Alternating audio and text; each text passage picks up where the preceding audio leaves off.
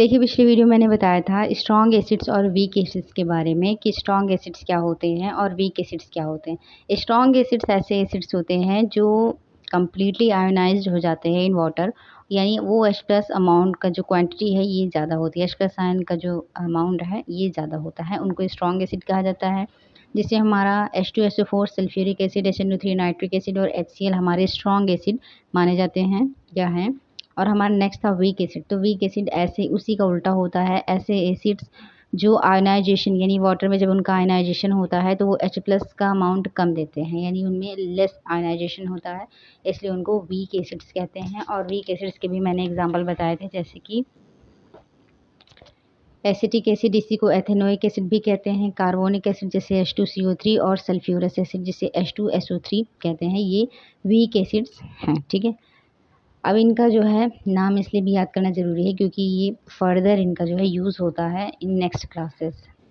अब इसमें समझ लेते हैं uses of mineral acids in industry, यानी इंडस्ट्री में जो मिनरल एसिड्स हैं हमारे, इनका क्या यूज है। देखिए, मिनरल एसिड्स सिंथेटिक होते हैं, इनको सिंथेसाइज किया जाता है, और जो ऑर्गेनिक एसिड्स होते हैं ये हमें प्लांट्स से या मतलब नेचर या नेचुरल होते हैं। ठीक है, ये वो नेचर से मिलते हैं और नेचुरल होते हैं और वो लेस हार्मफुल भी होते हैं। लेकिन जो मिनरल एसिड्स होते हैं ये काफ़ी डेंजरस होते हैं और इनको लैब में बनाया जाता है या इंडस्ट्रियल लेवल पे तैयार किया जाता है। अब इसमें जान लेते हैं मिनरल एसिड्स का यूज़ क्या है इन इंडस्ट्री। इंडस्ट्री मतलब जो हमारे औद्योगिक क्षेत्र हैं, इंडस्ट्रियल एरिया है, इनमें इसका यूज़ क्या है।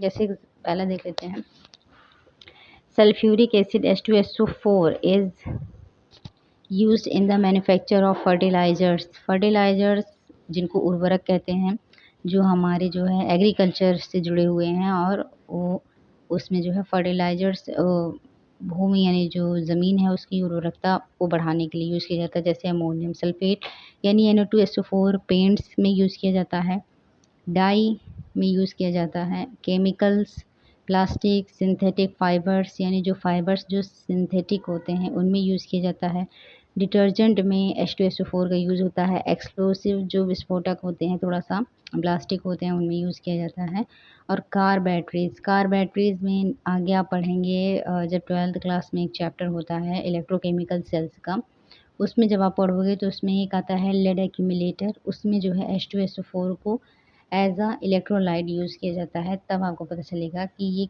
जो कार बैटरीज होती हैं इनमें कैसे इसका यूज़ होता है। ठीक है, नेक्स्ट हमारा है HNO3 is used for fertilizers like ammonium nitrate, explosive like TNT।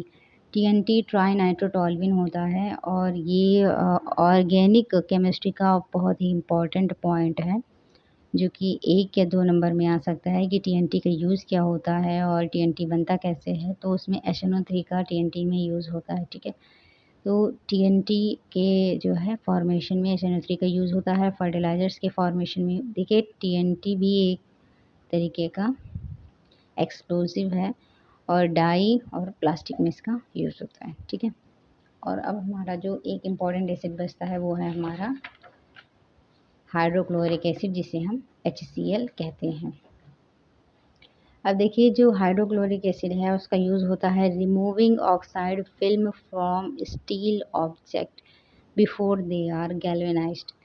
यानी जो हाइड्रोक्लोरिक एसिड होता है इसका यूज़ किया जाता है जो स्टील ऑब्जेक्ट यानी जो स्टील से बनी हुई चीज़ें होती हैं उनमें जो ऑक्साइड की फिल्म होती है उसको रिमूव करने में हाइड्रोक्लोरिक एसिड का यूज़ किया जाता है, यानी HCl का यूज़ किया जाता है।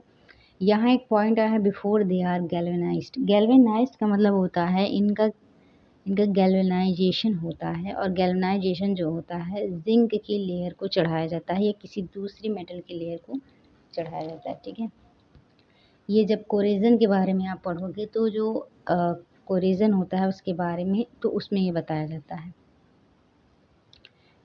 तो उसमें यूज़ किया जाता है। And for removing scale deposits from inside the boilers, और बॉयलर्स में जो होता है जो डिपॉजिट हो जाता है उसको रिमूव करने में यूज़ किया जाता है।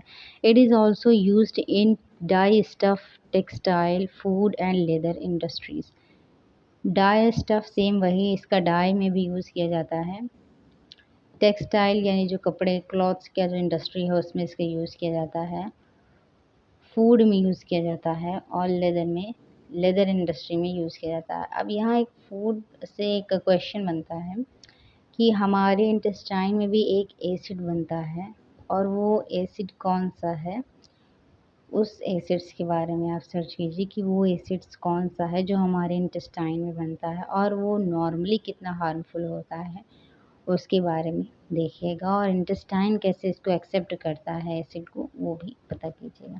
ठीक है, हमारा नेक्स्ट टॉपिक है बेसिस। अब बेसिस के बारे में हम कुछ समझेंगे। Bases are those chemical or chemical substance which have a bitter taste such as caustic soda, lime और washing soda। बेसिस जो होते हैं ये केमिकली सब्सटेंस होते हैं, इनका टेस्ट जो होता है बिटर होता है। एसिड में ये उल्टा था, उनका टेस्ट सोर था, ये बिटर होते हैं यानी कड़वे होते हैं, टेस्ट में कड़वे होते हैं। एसिड्स जो होते हैं वो खट्टे होते हैं। इसका एग्जांपल है जैसे कास्टिक सोडा, लाइम और वॉशिंग सोडा। ठीक है, तो ये सब क्या होते हैं, बेसिस होते हैं। All the bases change the colour of red litmus to blue. अब एसिड में क्या था, वो ब्लू लिटमस को रेड में चेंज करते थे, और बेसिस में क्या होता है कि ये रेड लिटमस को ब्लू में चेंज करेंगे। लैब टेस्ट में इसी टेस्ट को किया जाता है बेस और एसिड को आइडेंटिफाई करने के लिए। यानी जो लिटमस है वो क्या है, हमारा एक इंडिकेटर है, एक कॉमन इंडिकेटर है। Bases are the chemical opposites of acid. जैसे मैंने बताया था कि जो एसिड से होता है उसका अपोजिट बेस होता है। ठीक है, a blue is a chemical a base is a chemical substance which can neutralise an acids. अभी एक रिएक्शन मैंने जो पढ़ाई थी न्यूट्रलाइजेशन रिएक्शन, उसमें मैंने यही बताया था कि जो NaOH होता था वो HCl को, उसकी जो एसिडिटी है वो ख़त्म कर देता था, और जो HCl था वो NaOH की एसिडिटी को ख़त्म कर देता, NaOH की बेसिसिटी को ख़त्म कर देता। तो सेम यहाँ पे वही बताया जा रहा है कि जो बेस होता है वो किसी एसिड के साथ जब रिएक्शन करता है तो उसकी एसिडिटी को ख़त्म कर देता है।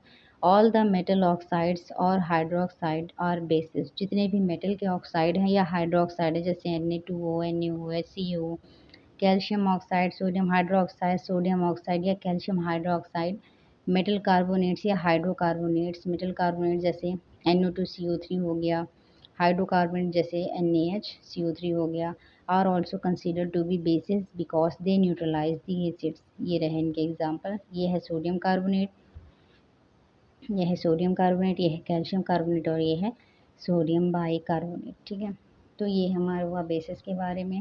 नेक्स्ट टॉपिक हमारा होगा जिसमें हम बताएंगे कुछ ऐसे बेसिस के बारे में जो वाटर में सॉल्युबल होंगे, और जो बेसिस में कॉमन क्या होता है इसके बारे में जानेंगे। ठीक है, थैंक यू फॉर वॉचिंग।